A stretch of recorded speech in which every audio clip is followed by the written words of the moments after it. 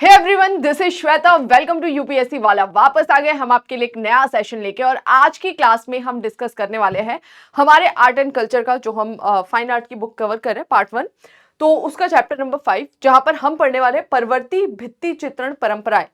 प्रवृत्ति भित्ति चित्रण परंपराएं का मतलब है कि जो हमारा प्रीवियस लेक्चर था, जहां पर हमने जाना था पोस्ट मॉडर्न टाइम पीरियड में, जो अजंता केव्स थी, एलोरा केव्स थी, उसमें जो पेंटिंग की जा रही थी। भित्ति चित्रण मतलब जो गुफाओं पर डायरेक्ट पेंटिंग किया जाता है ना, उसको हम भित्ति चित्रण कहते हैं। ठीक है, तो वो जो भित्ति चित्रण किया जाता था, गुफाएं बनाई जाती थी रहने के लिए, चैत्य विहार, वहां पर जो हमें बहुत सारे अलग अलग तरीके की पेंटिंग्स दिखाई देती है डायरेक्ट फॉर्म में, उसी का अगला जो काल है यहां पर हमें पढ़ना है, जिसको बोल रहा है प्रवृत्ति भित्ति चित्रण परंपराएं। यानी वही गुफाओं पर जो चित्रकारी की जा रही थी, डायरेक्ट जो पेंटिंग की जाती थी, उसका एक आगे का स्टेज या स्टेप दिखाई देगा, जिसे हम आज के सेशन में पढ़ने वाले हैं। और यहाँ पर हमें रूलर्स भी चेंज होते हुए दिखाई देंगे। यानी प्रवृत्ति भित्ति चित्रण परंपराएं हमें कहाँ दिखाई देंगी? जब चालुक्यास रूल करेंगे। ठीक है, जब हमें चोल डायनेस्टी दिखाई देती है, ठीक है, तो वो रूलर्स भी चेंज होते हैं। और उसके साथ से ये जो गुफाओं में चित्रकारी हो रही थी, इसको आगे ले जाया गया। ये कंटिन्यू तो हुआ, लेकिन इसमें छोटे मोटे चेंजेस के साथ में। तो बस वही हमें आज के सेशन में डिस्कस करना है। बाकी हमारे कुछ कोर्सेज हैं, आप अपने देख लीजिए कि आप कौन से ईयर में अपीयर हो रहे हैं यूपीएससी के लिए, तो उस हिसाब से आप इन कोर्सेज को ज्वाइन कर सकते हैं। ठीक है, चलो आगे बढ़ते हैं। नेक्स्ट जो हमें डिस्कस करना है, प्रवृत्ति भित्ति चित्रण परंपराएं में राइटर डायरेक्टली बोलते हैं। देखो ये वाला जो चैप्टर है ना, इसमें थोड़े से फैक्ट आपको जो है वो थोड़े ध्यान रखने, बहुत ज्यादा कुछ समझने के लिए यहाँ पर है नहीं। ठीक है, भित्ति चित्रण की ही बात करने वाला है पूरा। और भित्ति चित्रण क्या होता है? जब गुफाओं पर, जो गुफाएं उस समय बनाई जाती थी, बहुत सारी हमें गुफाएं दिखाई देती, और गुफाएं काट काट कर बनाई जाती थी पहाड़ों को जनरली। और जो ऐसी गुफाएं बनाई जाती थी, उसका यूज क्या होता था? एज अ चैत्य होता था, विहार होता था। ये सब हम पहले ही देख कर आए हैं। ठीक है, या फिर और जो हमें ब्राह्मण सन्यासी, जैन सन्यासी दिखाई देते हैं, उनके रहने के स्थान के रूप में हमें वो दिखाई देता था, विहार के रूप में दिखाई देता था।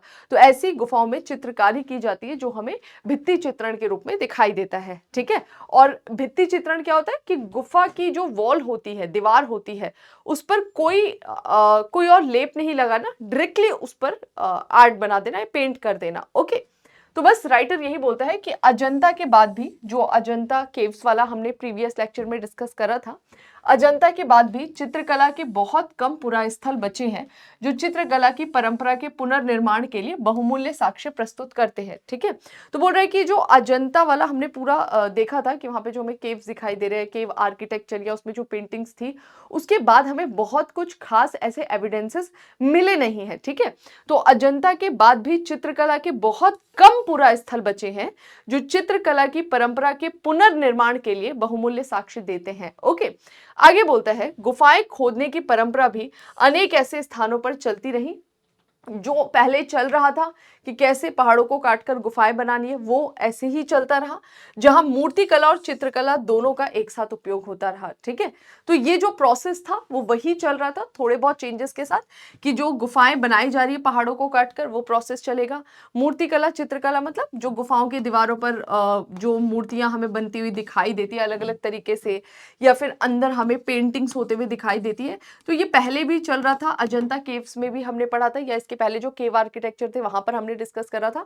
तो ये कंटिन्यूएशन में चलेगा, अब भी चलेगा। ठीक है, लेकिन प्रवृत्ति भित्ति चित्रण कह रहे हैं, यानी कि आगे नया जो टाइम पीरियड आ रहा है, वहां पर हमें वापस ये भित्ति चित्रण दिखाई दे रहा है, थोड़े बहुत चेंजेस के साथ में। ठीक है, आगे राइटर क्या बोलता है? नेक्स्ट बोलता है बादामी। सबसे पहले यहां पर देखो, चार राज्यों का यहाँ पर डिस्कशन करेगा। ठीक है, जिसमें से सबसे पहले ये बात करता है बादामी की।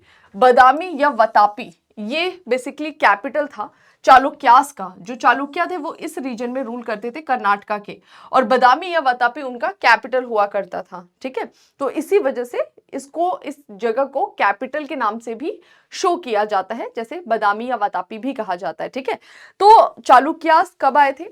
यहाँ पर जब सातवाहन रूल कर रहे थे। कौन बच्चों? सातवाहन रूल कर रहे थे।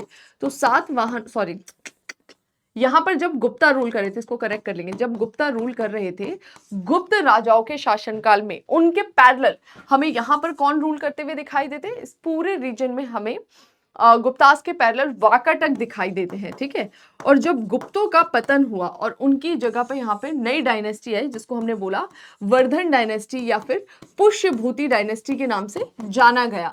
तो पुष्यभूति के पैरेलल जो हमें दिखाई दिए वो कौन थे, यहाँ पर वाकाटक को रिप्लेस करके कौन आ गए, चालुक्याज आ गए, ठीक है। और ये जो चालुक्य थे ना, ये इस रीजन में रूल करते थे। और चालुक्य की हमें 3 ब्रांचेस दिखाई देती हैं।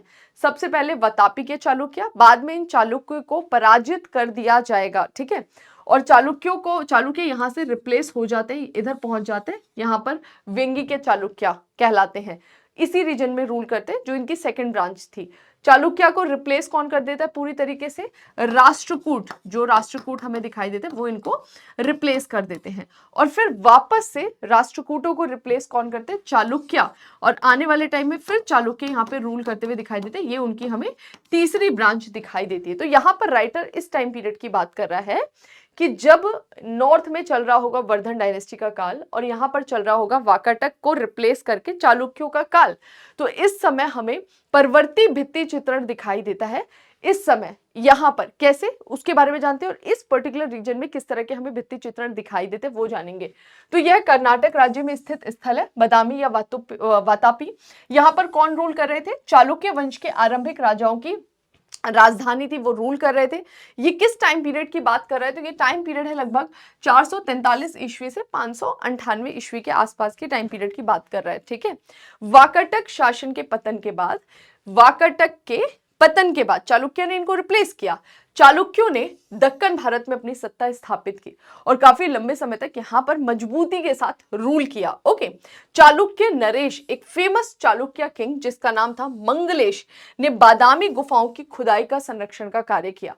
अब ये जो परवर्ती भित्ति चित्रण है, भित्ति चित्रण किस पर दिखाई देगा, दीवारों पर, गुफाओं के। ओके, तो बोल रहे हैं कि जो चालुक्य नरेश होता है ना, मंगलेश, इसका नाम थोड़ा सा याद रख लेना, फैक्ट अगर आप ध्यान रखना चाहते हैं। इसने यहाँ पर पूरा इसको संरक्षण दिया। किसको संरक्षण दिया, तो गुफाओं की खुदाई के काम को यहाँ के शासक के द्वारा संरक्षण दिया जा रहा है, यानी कि फंडिंग, लेबर सब दिया जाएगा।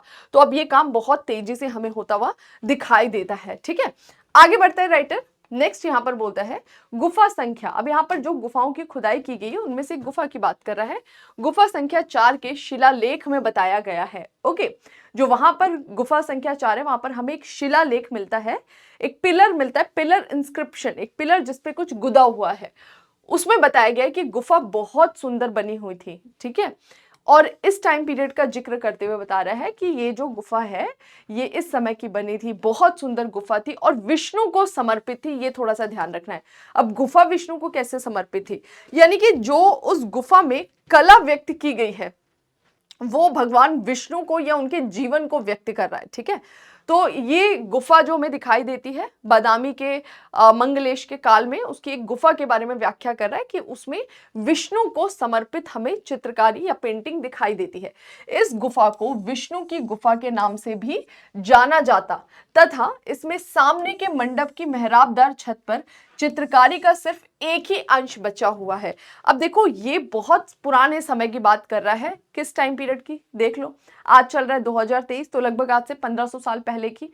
तो बहुत सारी चीजें ऐसी है जो नष्ट हो गई हैं और जिसका बहुत छोटा सा अवशेष हमारे पास बचा हुआ दिखाई देता है, ये छोटा सा अंश बचा हुआ दिखाई देता है। तो राइटर बस यहाँ पर यही बोलता है कि ये जो गुफा है, इस गुफा के बारे में हमें ज्यादा इंफॉर्मेशन इसी की एक पिलर इंस्क्रिप्शन है जिसमें बताया गया है कि ये गुफा जब अपने समय में बनी थी बहुत सुंदर थी, विष्णु को समर्पित थी, इसको विष्णु की गुफा के नाम से जानते थे। और इस गुफा के सामने मंडप, मंडप क्या होता है ना, जो इनिशियली ऐसे पिलर पर बना हुआ एक आगे का क्षेत्र होता है गुफा के आगे, जैसे ऐसे 4 पिलर्स बना दिए और उसको ऊपर से छत बना दिया, और वो छत का अलग अलग आकार हो सकता है, जैसे ये बोल रहे हैं मेहराब का, ठीक है।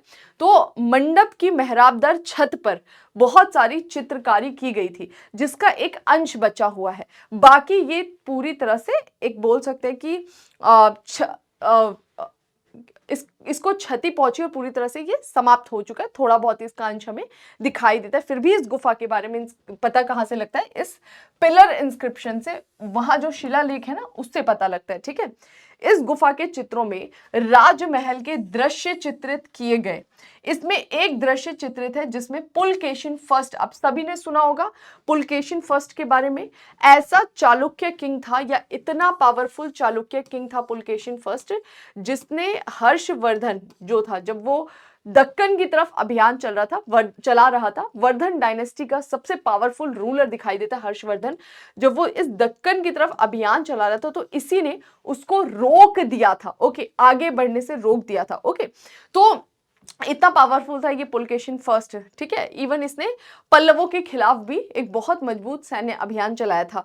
तो यहाँ पर यही बोल रहा है कि ये जो गुफा की बात की जा रही है ना चालुक्य की, तो इस गुफा में हमें कई सारे ऐसे चित्र मिलते हैं जिसमें राजमहल के दृश्य दिखाए गए हैं। जो राजा का महल है उसके सीन को दिखाया गया अलग अलग तरीके से। राजा बैठे हैं, दरबारी, उस महल के दृश्य को वहां पे व्याख्या किया गया पेंटिंग के फॉर्म में। ओके, जिसमें पुलकेशिन फर्स्ट का पुत्र और मंगलेश का बड़ा भाई था और पत्नी और सामंतों के साथ एक नृत्य का आनंद ले रहे, ये उस सीन को क्रिएट कर रहा है।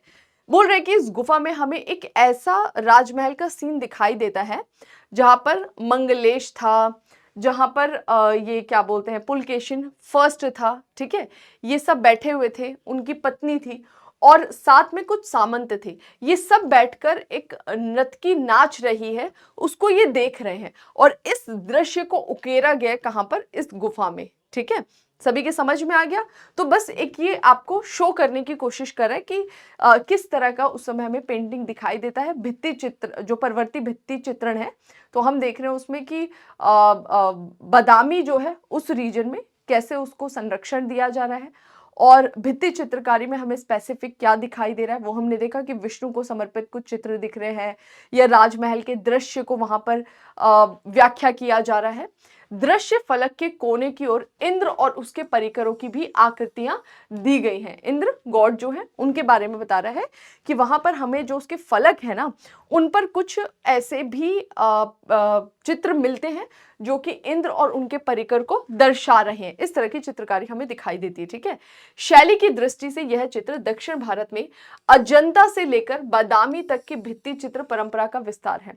बोल रहे कि अगर हम इसकी शैली देखें तो ये वही भित्ति चित्रण है जो हमें अजंता में दिखाई दिया था। ओके, बोल रहे कि उसी भित्ति चित्रण का ही, जो महाराष्ट्र में दिखाई दे रहा है, उसी भित्ति चित्रण का विस्तार है ये, जो कहां से? अजंता से दक्षिण भारत की तरफ जा रहा है।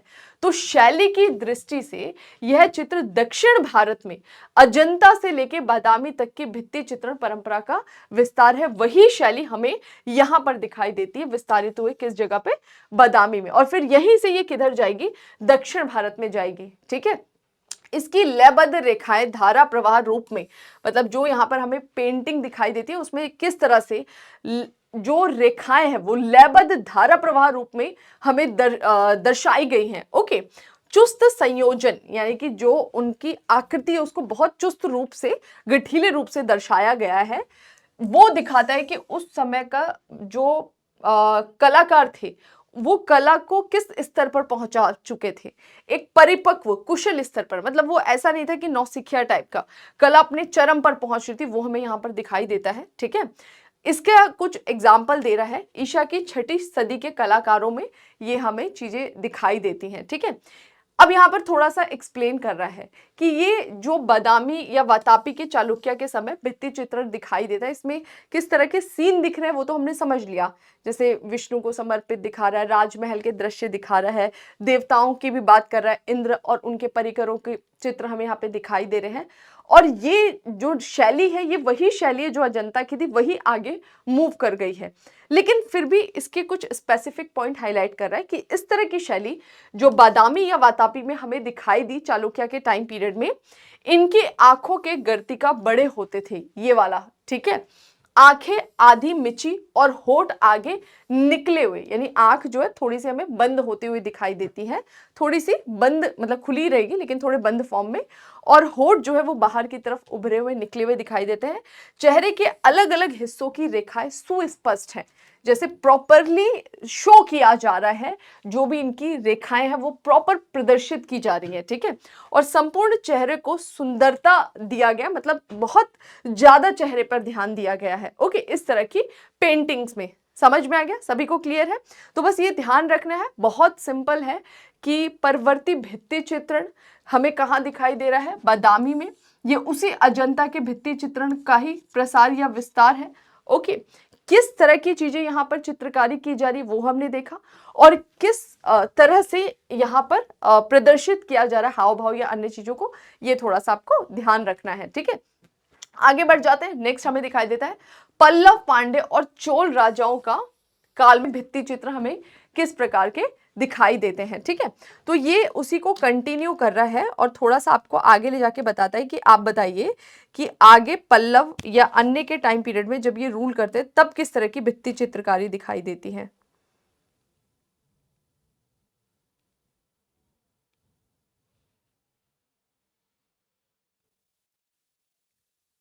ओके,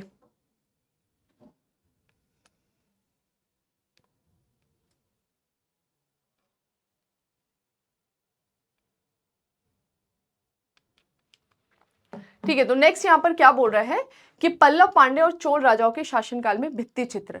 तो यहाँ पर हमें कौन दिखाई दे रहे थे, चालुक्य, उनके टाइम में हमने देखा। अब थोड़ा सा इधर आइए, ठीक है। तो यहाँ पर बात कर रहा है किसकी, पल्लव और पांड्यास की और चोलास की।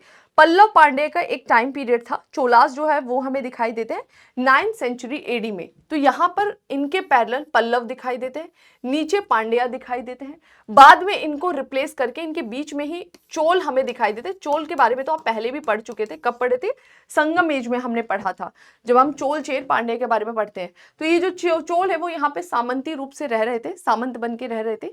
धीरे धीरे इन्होंने अपने आप को पावरफुल किया और फिर इस रीजन को पूरा कॉन्कर कर लेते, तो बाद में यहीं पर हमें चोला किंगडम दिखाई देता है। तो सबसे पहले यहाँ पर हमें कौन दिखाई देते हैं, पल्लव दिखाई देते हैं, इधर हमें पांड्य दिखाई देते हैं, और इन्हीं पल्लव और पांड्य को आगे रिप्लेस किया जाएगा और यहाँ पर हमें एक बहुत बड़ा किंगडम दिखाई देगा, चोला किंगडम, चोल साम्राज्य। कब, 9th सेंचुरी एडी में, 9वीं शताब्दी ईस्वी में हमें ये दिखाई देता है। ओके, इस वाले चोल की बात कर रहे हैं। तो बस राइटर अब इन पर जाता है कि यहाँ पर किस तरह की भित्ति, परवर्ती भित्ति चित्रण दिखाई देता है। इनके पैरेलल इधर चालुक्यास के बारे में तो आपने पढ़ ही लिया ना, वतापी या बादामी के चालुक्य, तो किस तरह की भित्ति चित्रकारी हो रही है वो हमने जान लिया। इधर आ जाते हैं उत्तर चित्र। देखो बुक में भी बहुत पिक्चर्स है नहीं इसमें, ठीक है, और ये पेंटिंग है तो इसमें कुछ वैसे इमेज जैसे हमने पहले पढ़ा था मौर्यंस के टाइम पीरियड में, तो वहाँ पे हमें मूर्तियां दिखाई दे रही थी, तो मूर्तियों में हम ज़्यादा डिफाइन कर पाते हैं। एक तो ये पेंटिंग्स है, दूसरा बहुत ज़्यादा बची नहीं है। आपने देखा अभी कई सारी गुफाएं जो है वो नष्ट हो चुकी हैं, पेंटिंग्स नष्ट हो चुकी हैं, तो कहीं कहीं छोटे मोटे अवशेष ही हमें मिल पाते हैं। तो थोड़ा सा बस आपको यहाँ पे इमेजिन ज़्यादा करते हुए चलना पड़ेगा।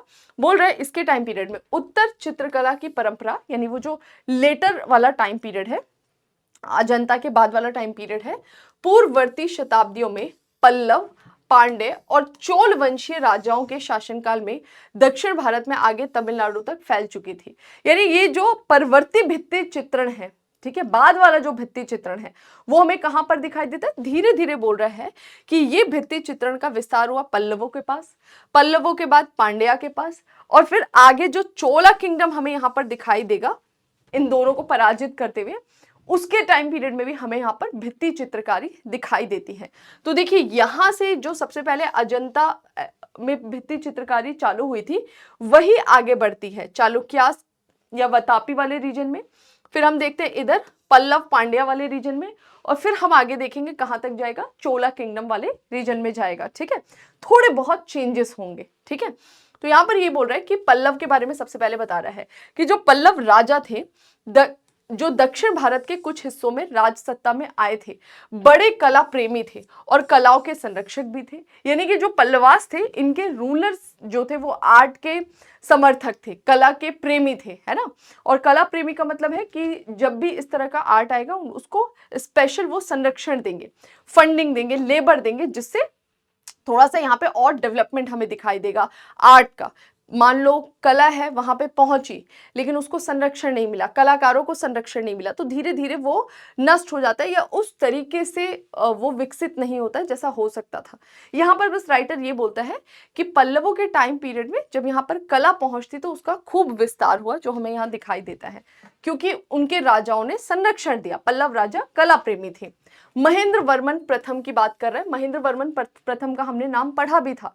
हम देखते हैं किस तरह से चालुक्याज और पल्लवास के बीच में जब राइवलरी थी, ये दोनों आपस में लड़ रहे थे, उस समय हम महेंद्र वर्मन फर्स्ट का नाम सुनते हैं।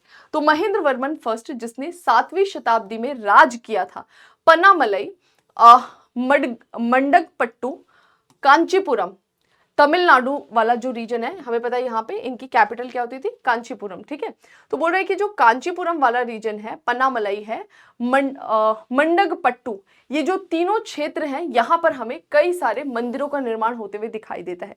और इन मंदिरों के निर्माण में किसका योगदान था? पल्लव नरेश महेंद्र वर्मन फर्स्ट का था। ठीक है, महेंद्र वर्मन फर्स्ट ने अनेक उपाधियों को अपने आप को अनेक उपाधियों से विभूषित किया था। बहुत सारे उनको टाइटल्स मिले थे। वो टाइटल्स कैसे थे? जैसे विचित्र चित्त। विचित्र चित्त का मतलब होता है, चित्त मतलब होता है मन, विचित्र मतलब जिज्ञासु, मतलब ऐसा व्यक्ति जो बहुत जिज्ञासु हो, जानने का इच्छुक हो। तो इसके टाइटल का यहाँ पर क्यों जिक्र? क्योंकि इसको उकेरा गया है भित्ति चित्र के रूप में मंदिरों की दीवार पर। समझ में आ रहा है? तो महेंद्र वर्मन फर्स्ट का जो ये टाइटल है जिसमें उनको विचित्र चित्त कहा जाता है, वो विचित्र चित्त को पेंटिंग के फॉर्म में, पिक्चर के फॉर्म में, चित्र के फॉर्म में उकेरा गया है भित्ति चित्रकारी के रूप में। समझ में आ रहा है? इसी तरह इनका एक टाइटल था चित्रकार पुली, यानी कलाकार केशरी, जो कला का संरक्षक हो, उसको प्यार करने वाला हो। इनके इस रूप को भी उकेरा गया है।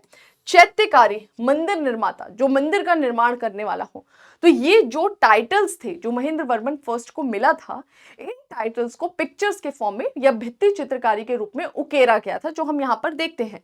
आगे बोल रहा है कांचीपुरम मंदिर के चित्र तत्कालीन पल्लव नरेश राजसिम्हा के संरक्षण में बने। बोल रहा है आगे चलकर भी जो अन्य हमें पल्लव के रूलर्स दिखाई देते हैं, जिसमें एक का नाम है राजसिम्हा, इनके संरक्षण में हमें कांचीपुरम टेम्पल बनते हुए दिखाई देता है।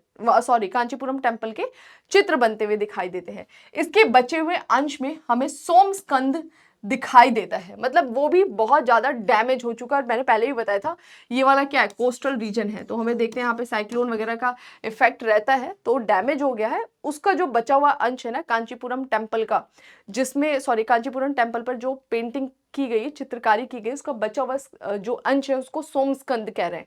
ठीक है, इनके चेहरे गोल बड़े हैं, रेखाओं में लयबद्धता पाई गई है। ये थोड़ा सा ध्यान रखना है कि परवर्ती भित्ति चित्रण का ये उदाहरण है, यानी जो भित्ति चित्रण था उसके बाद वाला दोबारा जो आने वाले टाइम में भित्ति चित्रण फैला है, उसका ये उदाहरण है। तो देखो चल तो ये पुराना ही रहा है, लेकिन छोटे मोटे चेंजेस, जैसे यहाँ पे क्या चेंज हुआ कि इनके चेहरे लंबे की जगह हमें गोल दिखाई देते हैं। जो पल्लव काल में भित्ति चित्रकारी की जा रही है तो उसमें जो पेंटिंग किया जा रहा है ना, उसमें चेहरा कैसा बनाया जा रहा है, गोल बनाया जा रहा है, रेखाओं में लयबद्धता हमें यहाँ पर दिखाई देती है। ठीक है, आगे बढ़ते हैं। नेक्स्ट बात कर रहा है पांडे। पांडे जब सत्ता में आएंगे इस जगह पर, ओके, तो पांडे जब सत्ता में आए तो उन्होंने भी कला को संरक्षण दिया। ठीक है, अब यहाँ पर बात कर रहा है किसका, तिरुमलईपुरम की गुफाएं हो गई, सित्तनवासल स्थित जैन गुफाएं इसका जीवंत उदाहरण है। इन्होंने जब कला को संरक्षण दिया, किसने, पांड्या ने, तो जो पांड्या राजवंश के शासक थे उन्होंने कला को संरक्षण दिया। उनका कला किस रूप में आज संरक्षित है, किस रूप में हमें दिखाई देता है? तो बोल रहे हैं कि ये जो दो फेमस हमें गुफाएं दिखाई देती है ना, इन गुफाओं के रूप में हमें ये दिखाई देता है। ये देखिए एक पिक्चर भी है यहाँ पे शो करे किस तरह से 3 सन्यासी जो है योग मुद्रा में बैठे हुए हैं। तो बोल रहे हैं तिरुमलईपुरम की गुफाएं और सितनवासल स्थित जैन गुफा, ये बहुत बड़ा एग्जाम्पल है पल्लव कालीन कला, राजाओं के द्वारा जो कला को संरक्षण दिया गया था उसका। तो इस तरह की गुफाएं हमें बनते हुए दिखाई देती हैं। ठीक है, इसमें क्या बता रहा है अब इन गुफाओं के बारे में कि बरामदे के खंभों पर नाचती हुई स्वर्गीय परियों की आकृतियां देखी जा सकती हैं। किस तरह की पेंटिंग है?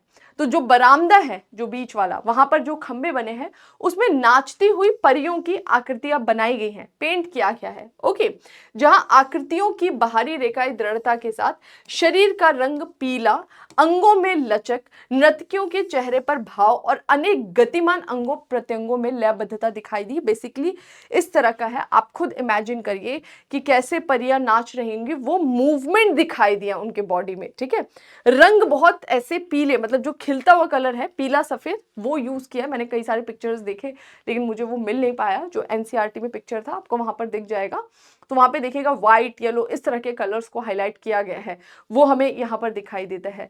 और जो मूवमेंट है ना, वो प्रॉपर उन्हें देख कर फील होता है उस चित्र को कि जो परियां हैं एक्चुअली उड़ रही हैं, वो मूव कर रही हैं, नर्तकी नाच रही है। इस तरह का दृश्य हमें यहाँ पर दिखाई देता है। किस जगह पर? पल्लव कालीन जो हमें गुफा चित्रकला दिखाई देती है, भित्ति चित्रकारी, उसमें ये स्पष्ट रूप से झलकता है। तो चल तो वही रहा है, थोड़े बहुत चेंजेस के साथ। जैसे चालुक्यास का देखा, पांड्य का देखा, पांडे में देखा आपने चेहरे का थोड़ा सा हाव भाव बदल रहा है, गोल चेहरे का हाव भाव है।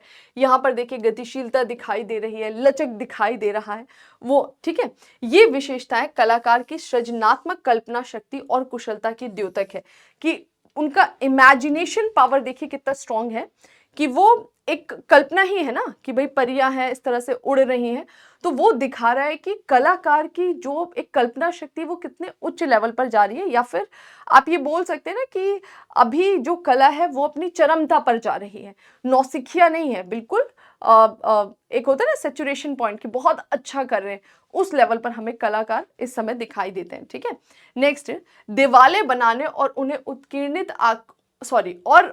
आकृतियों तथा चित्रों से सजाने संवारने की परंपरा चोल नरेश के शासनकाल में भी जारी रहा। अब ये बोल रहा है कि आगे चलकर हमें यहाँ पर चोलास दिखाई देंगे जो कि इन्हीं के फ्यूडेटरी थे, पल्लवास के, इन्हीं के सामंत थे, लेकिन वो फिर अपने आप को मजबूत करेंगे। पल्लव पांडव दोनों क्षेत्रों को अपने नियंत्रण में कर लेंगे, थोड़ा बहुत क्षेत्र छोड़ के ऑलमोस्ट पूरे आगे चल के इस पूरा का पूरा जो दक्षिण भारत है ना, इस पर वो कॉन्कर कर लेंगे, अपना नियंत्रण स्थापित कर लेंगे चोल। तो बोल रहे हैं कि ये जो चल रहा था ना, क्या चल रहा था?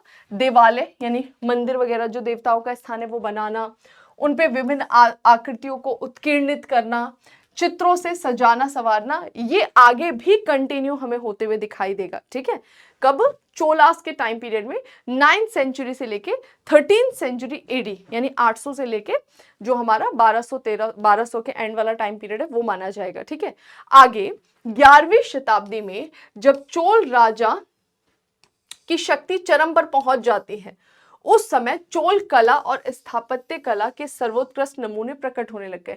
बोल रहे कि जब इनिशियली चोलास हमें आते हुए दिखाई दिए तो उन्होंने भी कला को संरक्षण दिया, लेकिन चोलास का एक टाइम पीरियड था जब वो थोड़े से वीक हो गए थे। फिर वापस से हमें पता लगता है राजेंद्र प्रथम के टाइम पीरियड में वो बहुत पावरफुल होते हैं। तो बोल रहे कि आगे कब? तो 11वीं शताब्दी में जब चोल राजा शक्तिशाली हुए उस समय हमें दिखाई देता है चोलास के टाइम पीरियड की कला और स्थापत्य के बारे में हम ऑलरेडी पढ़कर आए हैं। पहले ही हमने पढ़ रखा था, आई थिंक हमारे मिडेवल में मैंने पढ़ा है ना चोला स्थापत्य के बारे में। तो वहां पर हमने देखा था, या प्रीवियस जो हमारा लेक्चर था वहां पर भी हमने जानते हैं कि किस तरह से बड़े बड़े टेम्पल्स बनते हैं। ठीक है, पूरा टेम्पल आर्किटेक्चर के बारे में हमने स्टडी किया था। तो चोलास का जो टेम्पल आर्किटेक्चर है वो कब फल फूल रहा था? 11वीं शताब्दी में, है ना, जब वो दो पावरफुल रूलर आए बाप बेटे। और कला को भी इस समय हमें दिखाई देता है काफी ज्यादा फलती फूलती है, और कला के भी सर्वोत्कृष्ट बहुत अच्छे नमूने हमें मिलते हुए दिखाई देते हैं। तमिलनाडु में तंजावुर, गंगईकोंड चोलपुरम, दारासुरम के मंदिर क्रमशः किसने बनाए थे? राजाराज चोल ने, उसका बेटा राजेंद्र चोल, और आगे हमें राजराज चोल सेकंड दिखाई देते हैं। तो बोल रहे हैं कि इनके द्वारा ये जो टेम्पल्स बनाए गए, ये टेम्पल आर्किटेक्चर का नमूना है। और ये टेम्पल किस शैली में बनाए जा रहे हैं? हम ऑलरेडी पढ़ कर आए थे, द्रविड़ियन शैली। ठीक है, विमान सिस्टम होता था, कैसे हमने देखा था कि कैसे 5 या 7 के क्रम में ऊपर उसके विमान लगाया जाता था, फिर सबसे ऊपर हमें उसका शीर्ष या शिखर दिखाई देता था। किस तरह का पूरा स्ट्रक्चर था, मंडप होता था, अंदर गर्भ होता था, वो सब हमने डिस्कस किया था। तो बस ये बोल रहे हैं कि इनके द्वारा ये टेम्पल्स बनाए गए और इन टेम्पल्स में हमें इस तरह की कलाकृतियां पीक पर जाते हुए दिखाई देती है। किस टाइम पीरियड में, वो देख लिया। चोल काल में सबसे अधिक महत्वपूर्ण चित्र जो है वो हमें बृहदेश्वर मंदिर के रूप में दिखाई देता है, जो तंजावुर में पाया गया है। तो बृहदेश्वर टेम्पल जो है ना, उस पर हमें बहुत ही सही तरीके से चित्रकारी दिखाई देते हैं। सबसे महत्वपूर्ण चित्र जो चोल काल के हैं, ठीक है। ये चित्र दिवाले के संकीर्ण परिक्रमा पथ की दीवारों पर चित्रित किए गए हैं। जो मंदिर बनाए गए हैं उसका परिक्रमा पथ बनाया गया ना, उसकी दीवारों पर ये चित्र दर्शाए गए हैं, ठीक है। तो चोला किंगडम के बारे में बताया, क्या बताया कि उन्होंने भी संरक्षण दिया। और चोलास का जो टाइम पीरियड कौन सा वाला था, 11th सेंचुरी वाला, यानी जब ये हमें रूलर दिखाई देते हैं उस समय कला को, स्थापत्य को, दोनों को बहुत ज्यादा संरक्षण दिया गया। बड़े बड़े मंदिर विशालकाय बनते हुए दिखाई देते द्रविड़ियन शैली में, और इन मंदिरों में हमें इस तरह की कला या चित्रकला दिखाई देती है। एक मंदिर का एग्जाम्पल दिया, बृहदेश्वर टेम्पल, वो जो है चोलकालीन चित्रकला का एक महत्वपूर्ण उदाहरण है, जो कि उसके परिक्रमा पथ की दीवारों पर बनाया गया है, ठीक है। आगे बढ़ते हैं। नेक्स्ट, विजयनगर के भित्ति चित्र। तो अभी यहां पर जो बात किया इसमें हमें आगे कंटिन्यूएशन दिखाई दे रहा है, और बोल रहा है कि जो विजयनगर था ना, यहां पर भी हमें कुछ भित्ति चित्र दिखाई देते हैं।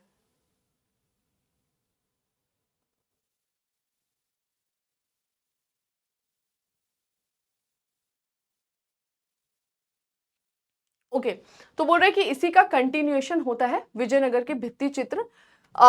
यहां पर हमें वो लोकेशन दिखाई देगी, आगे हम उसके बारे में पढ़ेंगे, ठीक है। बृहदेश्वर टेम्पल के चित्रों में कलाकारों की शैलीगत परिपक्वता दृष्टिगोचर होती है। यानी वो जो बृहदेश्वर टेम्पल था ना, उसी में जो और परिपक्व लेवल पर और मैच्योर स्टेज की जो आर्ट है ना, वो हमें दिखाई देती है इस समय में। इसमें लहरदारी सुंदर रेखाओं का प्रवाह, आकृतियों में हाव भाव, अंगों प्रत्यंगों की लचक दिखाई देती है। मतलब बहुत ही और अच्छे तरीके से, ऐसा जीवंत रूप से दिखाएंगे कि ऐसा लगेगा उसको देखकर कि हाँ, ये रियल में मूव कर रहे हैं, या रियल में इनके ये फेशियल एक्सप्रेशन हमें दिखाई दे रहे हैं, ठीक है।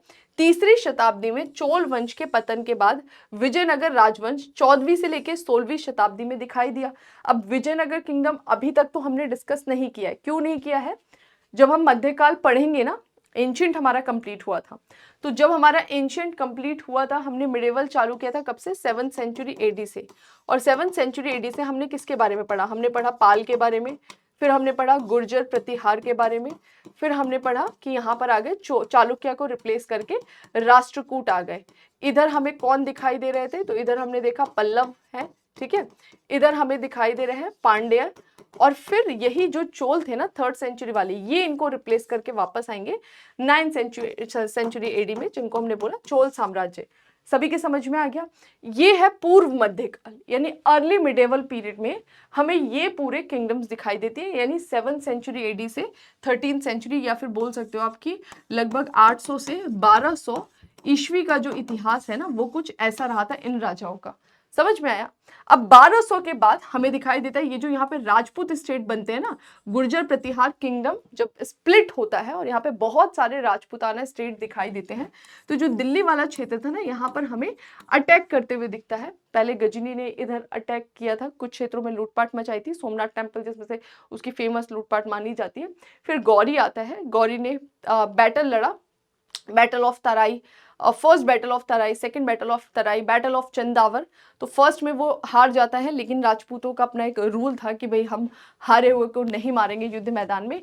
उसका गौरी ने फायदा उठाया, फिर अगली बार उसने पराजित किया, पृथ्वीराज चौहान को मार दिया, इस रीजन को कंट्रोल में कर लिया, दिल्ली और उसके आसपास के क्षेत्र को।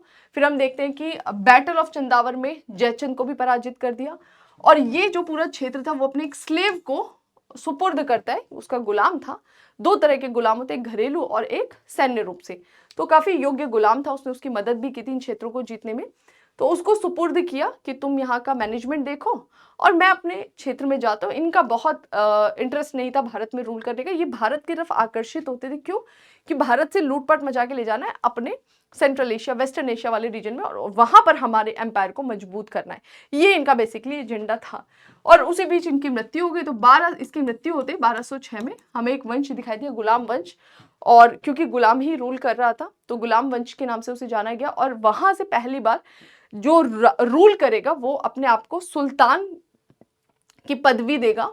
तो वहां उस टाइम पीरियड को सल्तनत काल भी कहते हैं। तो 1206 से 1526 का जो टाइम पीरियड है ना, उसे हम सल्तनत काल के रूप में जानते हैं। और इसके बाद ही हमें एक किंगडम एस्टैब्लिश होते हुए दिखाई देता है, बहमनी और विजयनगर किंगडम। ठीक है, तो यहां पर बात कर रहा है विजयनगर किंगडम की, कि यहां तक तो सल्तनत चलेगा। फिर 1526 से 1707 तक मुगल। 1707 इसलिए बोल रही हूँ क्योंकि औरंगजेब की डेथ होते डिक्लाइन होने लगते, तो वो सब हम नहीं जान रहे। यहाँ पर जानना ये भी नहीं, बस कुल मिला के कि जब नॉर्थ में हमें ये रूल करते हुए दिखाई देते हैं तो यहाँ पर कौन आता है? विजयनगर किंगडम। तो बस राइटर यही बोलता है कि तीसरी शताब्दी में चोल वंश के पतन के बाद विजयनगर के राजवंश, अब ये तीसरी शताब्दी बोल रहा है लेकिन रियलिटी क्या है कि चोलाज यहाँ पर आए थे तीसरी शताब्दी में, फिर उसके बाद से वो डिक्लाइन हो गए थे। आपको पता है ना कि लगभग 300 साल इस क्षेत्र में दिखाई देते हैं। चोल, चेर, पांड्य डिक्लाइन हो गए, फ्यूडेटरी बन गए, किसके? पल्लवास के। बाद में फिर वो आएंगे 9th सेंचुरी एडी में और फिर डिक्लाइन होंगे। और चोलास को रिप्लेस करके जो, या चोला के डिक्लाइन के बाद जो हमें इस क्षेत्र में एक नया साम्राज्य दिखाई देता है उसको बोलता है विजयनगर किंगडम। तो बोल रहे हैं विजयनगर किंगडम का टाइम क्या था? 14वीं से 16वीं शताब्दी में ये हमें दिखाई देते हैं। इन्होंने इसी क्षेत्र में अपना आधिपत्य जमाया जहां पर चालुक्य थे, और इनकी कैपिटल क्या थी? हम्पी थी। ओके, तो हम्पी से त्रिची के समस्त क्षेत्र को अपने नियंत्रण में ले लिया। अब ये तो तब हम पढ़ेंगे जब हम विजयनगर किंगडम के बारे में जानेंगे, लेकिन क्योंकि यहाँ पर भित्ति चित्र की बात कर रहा और भित्ति चित्रकारी अलग अलग राजाओं के संरक्षण में फल फूल रही थी, तो ये स्पेशली उसको डिफाइन कर रहा है। डिफाइन करते हुए इसने विजयनगर की बात कर दी कि चोलास के टाइम पीरियड में जो भित्ति चित्रकारी चल रही थी कहाँ से आई? तो सबसे पहले हमने देखा कि पल्लव पांड्याज में चल रही थी, उसको चोलाज ने कॉन्कर किया तो वहां भी चला। चोलाज के बाद जब विजयनगर किंगडम हमें दिखाई देगा वहां पर भी ये भित्ति चित्रकारी आगे फलते फूलते हुए नजर आती है। और किस क्षेत्र से किस क्षेत्र तक इन्होंने कॉन्कर कर लिया था? तो हम्पी से लेके त्रिची जो क्षेत्र है वहां तक हमें इनका विस्तार दिखाई देता है। त्रिची के पास में पाए गए जो चित्र हैं 14वीं शताब्दी में बनाए गए थे और विजयनगर शैली के आरंभिक चरण के नमूने हैं। यानी ये जो भित्ति चित्र थे ना विजयनगर किंगडम में त्रिची के पास में, ये जो एक होता है कि आरंभ होता है भित्ति चित्रकारी के, वो दर्शाता है कि विजयनगर शैली में जो आरंभिक चित्रकारी, भित्ति चित्रकारी, वो हमें सबसे पहले यहाँ पर दिखाई देती है। ठीक है, हम्पी में एक फेमस टेम्पल है विरूपाक्ष टेम्पल, उसमें मंडप की भीतरी छत पर अनेक चित्र बने हुए हैं। जो विरूपाक्ष टेम्पल है उसमें जो मंडप है ना, उसके अंदर में बोल रहा है यहाँ पर हमें बहुत जो प्रॉपर ऐसे, अभी हमने जाना कि मंडप क्या होता है, जो आपका टेम्पल होता है ना उसके बाहर सभागार एक बोल सकते हो कि मंदिर में घुसने से पहले पिलर्स दिया है, खड़े छत लगा रखा है, उसमें आप जाके खड़े हो सकते हो, रुक सकते हो, उसको वो लोग मंडप कह रहे हैं। तो बोल रहे हैं कि जो मंडप है ना उसकी भीतरी छतों पर अनेक चित्र बनते हुए दिखाई देते हैं। ओके, जो उस वंश की ऐतिहासिक घटनाओं और रामायण महाभारत के प्रसंगों को दर्शाते हैं। तो ये हमें एक स्पेशल चीज नजर आई, जैसे चालुक्यास के टाइम पीरियड में देख रहे हैं कि राजघरानों के एक्टिविटी को दर्शा रहे हैं, विष्णु को दर्शा रहे हैं, ये सब हमें दिखाई दे रहा है। उसके ऑपोजिट विजयनगर किंगडम में हमें जो भित्ति चित्रकारी दिखाई दे रही है उसमें टेम्पल जो है उसके मंडप पर हमें अनेक प्रकार के समय को या अनेक प्रकार के इंसिडेंट को दर्शाते हुए दिखाई दिया। और उन इंसिडेंट में हमें एक तो दिखाई देता है कि जो राजवंश थी, जो वंशावली थी कि इसके बाद ये रूल कर रहा है, उसको भी दर्शाया। और साथ में जो एपिक्स है नॉर्थ की, रामायण और महाभारत, उनको दर्शाया गया है। ओके, एक चित्र में बुक्का राय कि आध्यात्मिक गुरु विद्यारण्य को एक पालकी में बिठाकर एक शोभा यात्रा में ले जाया जाता हुआ दिखाई दे रहा है कि किस तरह से एक जुलूस निकाला जा रहा है जिसमें विद्यारण्य एक पालकी में बैठे हुए हैं। तो इस तरह की चित्रकारी दिखाई दे रही है वहां पर। ठीक है, फिर बोल रहे हैं साथ ही विष्णु के अलग अलग अवतारों, लाइन से बहुत सारे विष्णु के अवतार वहां पे दर्शाए गए हैं, उनको भी चित्रित किया गया है। इनमें पार्श्व चित्र और चेहरे दिखाए गए हैं। ओके, आंखें बड़ी बड़ी और कमर पतली दिखाई दी है। ये एक यूनिक चीज हमें दिखाई देती है कि यहाँ पर हमें कमर पतली होते हुए दिखाई देती है इन जो पिक्चर्स यहाँ पर बनती है विजयनगर किंगडम में, भित्ति चित्रकारी में। सभी के समझ में आ गया, क्लियर हो गया? तो बस थोड़ा सा ध्यान रखना है, बहुत ज्यादा रटना नहीं, इतना ध्यान रख लो कि जो भाई विजयनगर किंगडम आएगा तो यहाँ पर प्रॉपरली राजवंश जो या वंशावलियां हैं उनको दिखाया जा रहा है, एपिक्स को चित्रित किया जा रहा है, रामायण महाभारत जो हमारे महाकाव्य हैं, या फिर जो विष्णु हैं उनके भी अलग अलग अवतारों को चित्रित किया जा रहा है। तो यहाँ की भित्ति चित्रकारी में इस तरह की चीजों की व्याख्या की जा रही है। और कुछ चेंजेस जो नजर आ रहे हैं, जैसे कि आपका चेहरा और पार्श्व दोनों दिखा रहा है यहाँ पर। एक यूनिक चीज क्या है, और कमर यहाँ पे पतली होती हुई दिखाई देती है इन चित्रकारों में, इन चित्रों में। ओके, आधुनिक आंध्र प्रदेश में हिंदूपुर के पास लिपाक्षी में वहां के शिव मंदिर की दीवारों पर विजयनगरीय चित्रकला के शानदार नमूने दिखाई देते हैं। तो बोल रहे हैं कि ये जो इतना बड़ा विजयनगर किंगडम था, तो जो आज का आंध्र प्रदेश है उसमें एक लोकेशन है हिंदूपुर, उसके पास हमें ये टेम्पल दिखाई दे रहा है, शैव टेम्पल है, शिव से संबंधित है।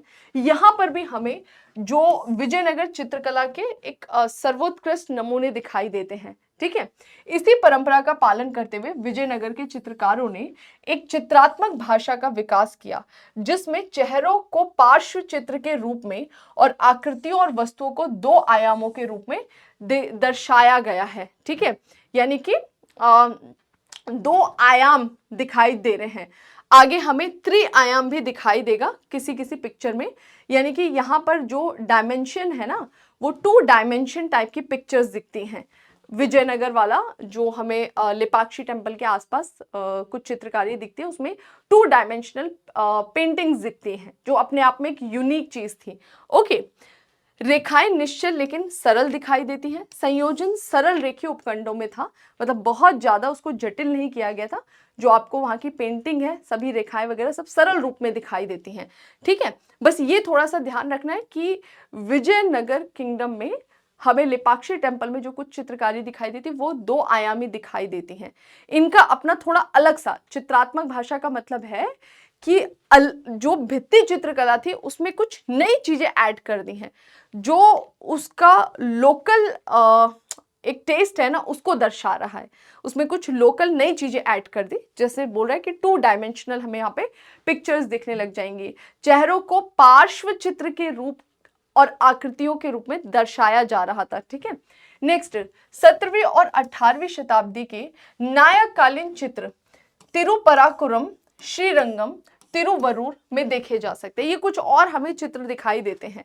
बोल रहे हैं कि आगे चल के 17th और 18th सेंचुरी में इन क्षेत्रों में हमें नायककालीन चित्र दिखाई देते हैं। ओके, जहां पर ये एक फॉर्म है नायककालीन चित्र, वही भित्ति चित्रकारी में ही इस तरह के चित्र दिखाई देते हैं।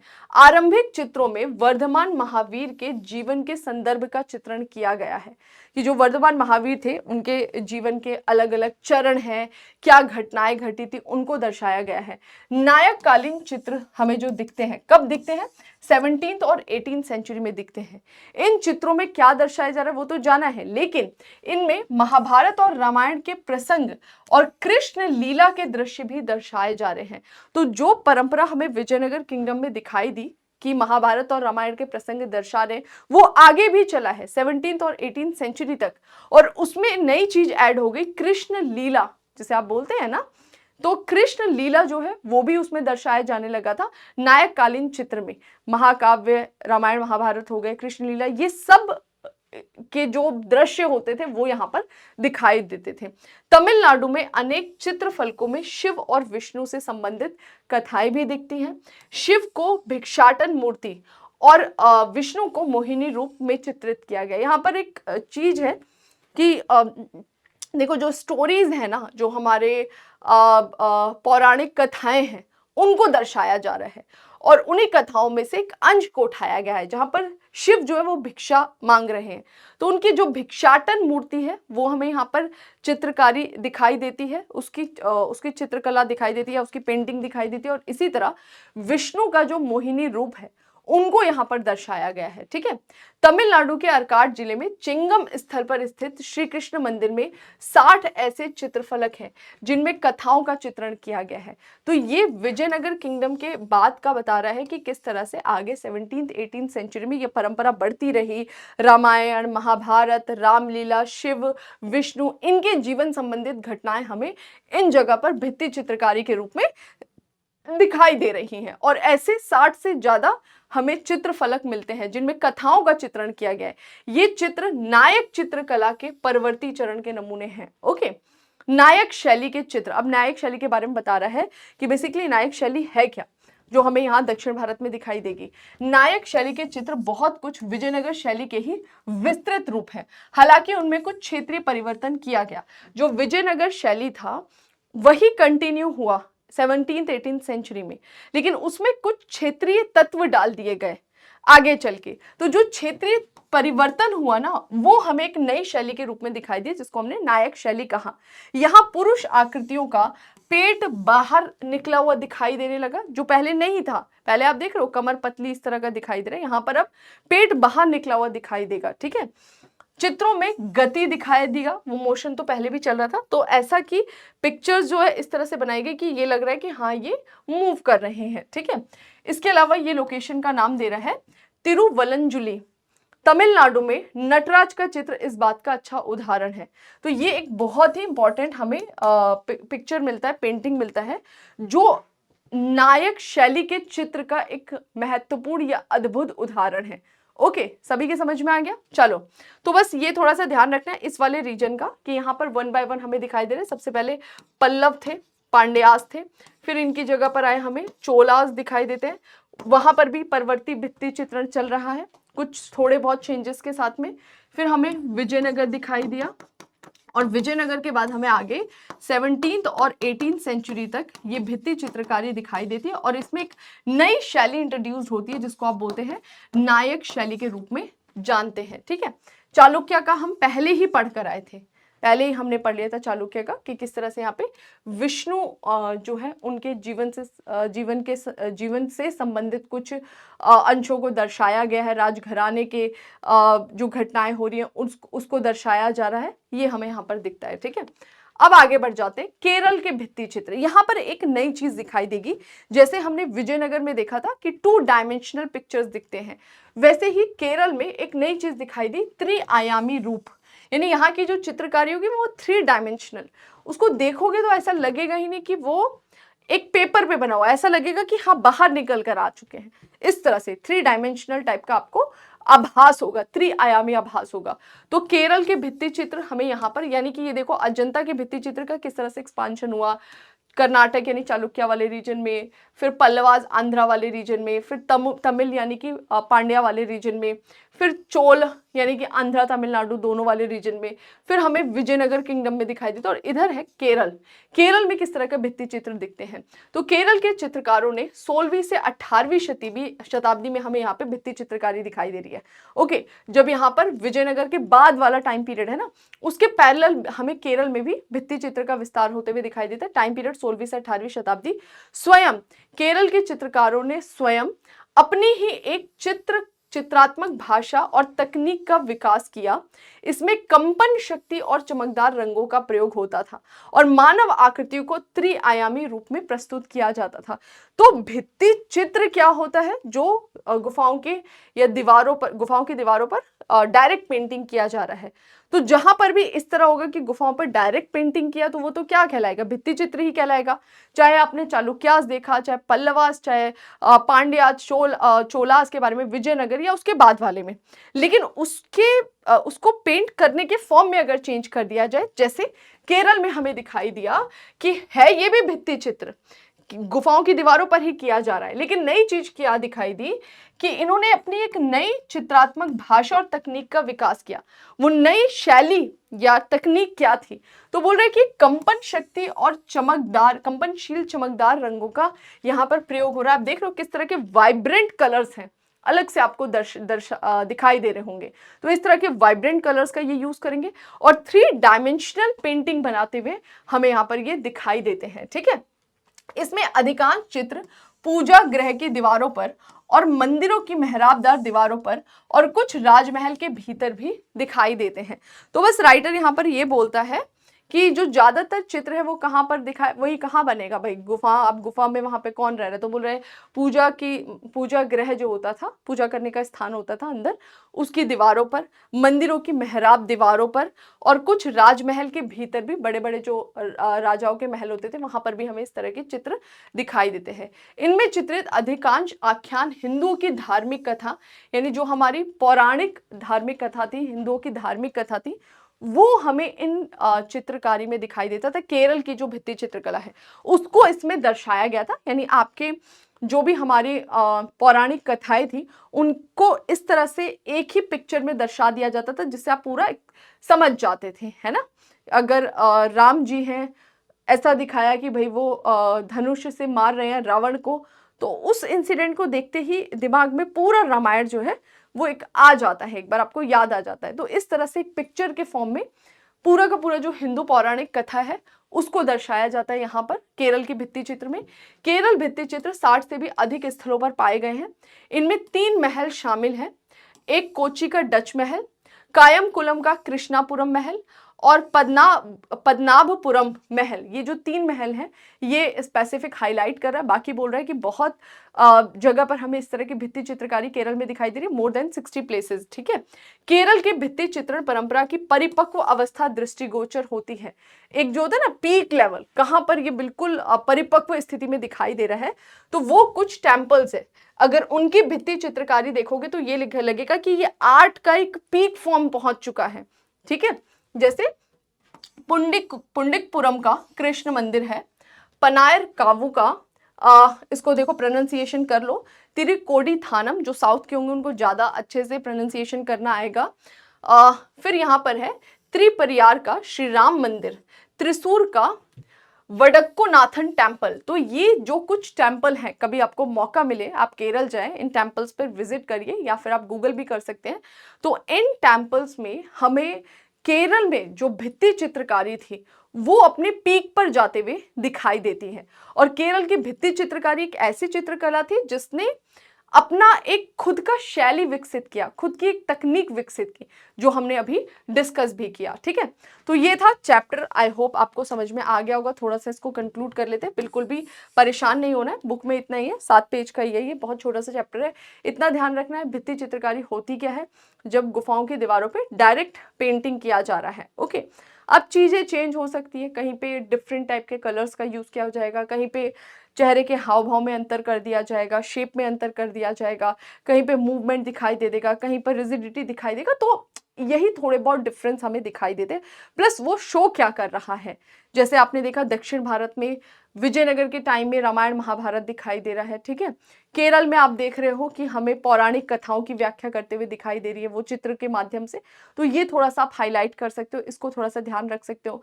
कहाँ पर 2 डायमेंशनल दिखाई दे रही भित्ति चित्रकारी, कहाँ पे 3 डायमेंशनल दिखाई दे रही है, ये पूछा जा सकता है।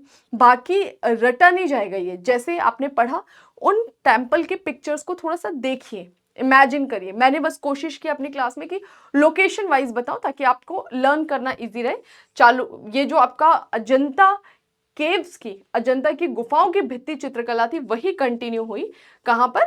चालुक्यास, पल्लवास, पांड्यास, चोलास, विजयनगर। कब? 13 से 16 दिखाई दे रहा है। विजयनगर के बाद 17 से 18 वाले टाइम पीरियड में भी परवर्ती, जिसको हम बोल रहे हैं नायक चित्रकला, वो हमें एक नई शैली दिखाई दे रही है। उसके पैरेलल केरल में हमें भित्ति चित्रकला दिखाई दे रही है जिसमें कुछ नई चीजें ऐड हो रही है, वाइब्रेंट कलर्स, 3 डायमेंशनल जो पिक्चर्स है वो ऐड हो जा रही है, ठीक है।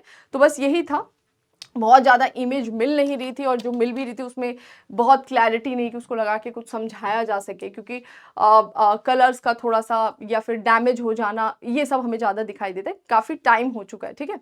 तो चलिए फिर, ये था हमारा आज का सेशन। आई होप आपको ये लेक्चर इन्फॉर्मेटिव लगा होगा। सारी जितनी हमारी वीडियोस है उसको देख लीजिएगा, अच्छे से देखिएगा, और हमें काम ही यही करना है कि बुक की एक एक लाइन पढ़ के इसको समझना है, समझ के इसको दिमाग में रखना है, ठीक है। जितनी बार इसको आप पढ़ेंगे ना, जितनी बार पढ़ेंगे उतना आपको अच्छे से लर्न होगा, उतनी चीज़ें समझ में आ जाएंगी। छोड़ना भी कुछ नहीं, अभी पढ़ रहे हो ना तो एक बार पूरा पढ़ लो। पूरा आर्ट एंड कल्चर जो है जल्दी हमारा कंप्लीट हो जाएगा, पार्ट 1 पार्ट 2 जैसे ही हो जाता है। इसके बाद से आप दोबारा रिवाइज करिएगा, तीसरी बार रिवाइज करिएगा, तब कुछ इंपॉर्टेंट चीज पर फोकस करिएगा। जैसे मौर्यकालीन कला जो है वो बहुत इंपॉर्टेंट है, तो फिर उस पर ज्यादा ध्यान दीजिएगा। लेकिन एक बार पढ़ सब कुछ लीजिए, ताकि आपसे कभी भी पूछा जाएगा वहां पर आप कंफ्यूज ना रहे, डाउट में ना रहे, ऐसा ना लगे अरे पहली बार ही पढ़ रहे हैं, इसको तो कभी हमने पढ़ा नहीं था। ठीक है, तो बस एक बार पढ़ लीजिए, बाद में जब रिवीजन का टाइम आएगा तो वहां पर ज्यादा फोकस करना है, या फिर उधर ज्यादा रिसर्च करना है जिससे एग्जाम में क्वेश्चंस पूछे जा रहे हैं। ठीक है, तो चलिए फिर आज के सेशन को हम यहीं रोकते हैं, मिलते हैं नए सेशन में। तब तक अपना ध्यान रखिए, रिवीजन करते रहिए। Thank you.